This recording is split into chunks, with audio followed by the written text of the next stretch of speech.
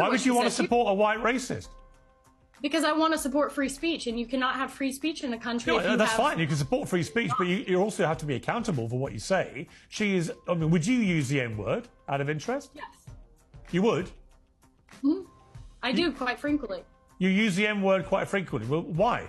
Other than the fact you're a despicable racist, are you? Some would say I am. I guess according to the ADL, I'm a white supremacist. I'm a neo-Nazi. Yeah. Well, if you use the N-word repeatedly, you are a racist, then, are you?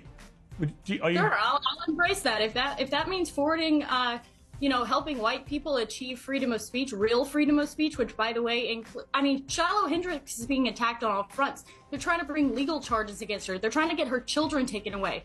So you were saying Carmelo Anthony, it doesn't matter. That's a different. Sorry, but just to be thing. clear, you just said to me you use the N-word regularly.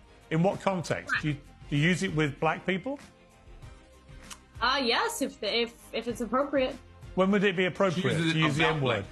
When would it be appropriate? Anytime I feel like it. So you're an unashamed racist.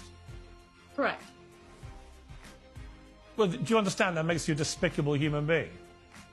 I guess so. I don't really care. I mean, why are we not talking about Shiloh Hendrix? Why are we talking about? Well, actually, I think you've moved it on in this debate very quickly to your own racism, which explains why you've supported her in public and why you've got all these views. You see no problem with a woman shrieking the N-word repeatedly because you yourself are a despicable racist. And you've just proudly admitted that with a smug grin on your face, which is pretty horrifying, actually, for most people to have to watch.